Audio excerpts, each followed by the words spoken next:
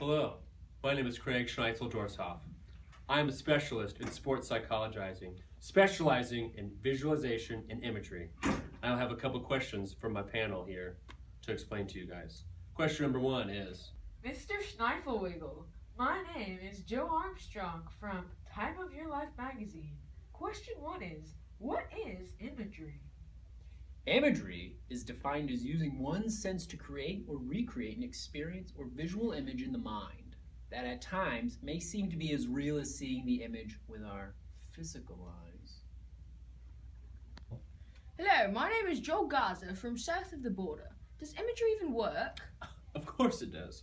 Several studies have been done to prove, according to Jim Taylor of the University of San Francisco with a PhD in psychology, he calls it an athlete's most powerful tool. Dr. Michael Jervis, who has worked with countless of Olympians, as well as the Seattle Seahawks, not to mention the psychomuscular theory, which basically explains how the brain works with the muscles, and the symbolic learning theory, which just states practice is more of a mental practice.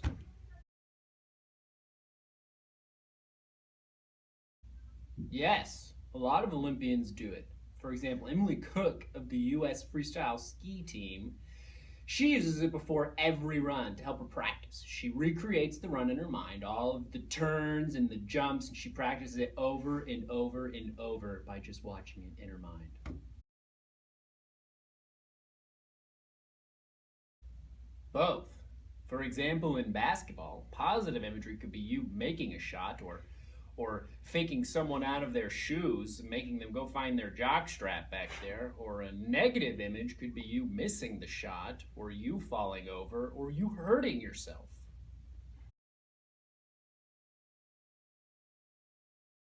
Dr. Michael Gervais explained the best way to use imagery is by making it as real as possible. He has this quote that, in my opinion, defines imagery perfectly.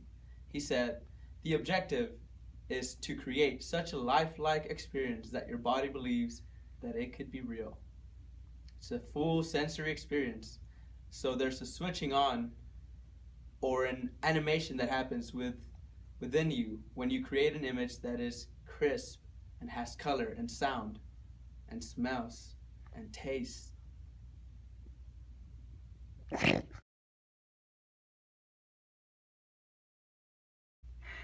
That's a great question, Jed. The best way to develop your imagery skills is by practicing. How do you practice? Well, you find a quiet place with no distractions and you practice deep breathing. This helps calm and soothe the body. And you imagine yourself by visualizing yourself in a gym. Now, while you're developing this imagery skill, you can also practice by visualizing yourself dribbling a basketball. Think about what moves you can do with the ball and practice those moves in your head, but don't practice with a physical ball, because that's stupid. Shooting the basketball. Visualize the mechanics of the shot. Visualize yourself shooting the ball and practicing shooting the ball. But again, much like dribbling, don't physically practice, because that's dumb. Now, the final way to really work on the development of imagery is by practicing what you're going to do with other people there. You're going to practice imagining dribbling the ball. You're going to practice imagining shooting the ball. You're going to practice imagine passing the ball, but you're never going to physically do any of those things. So as long as you practice imagining it, what's to stop you from being the next LeBron James? Final part to developing the imagery skill is by practicing deep breathing.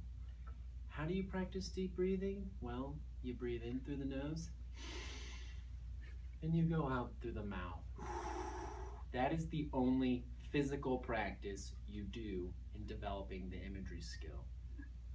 Then, to really top it all off, you end yourself on a positive note, positive image, and you say to yourself, I can do whatever I want to do. Thank you.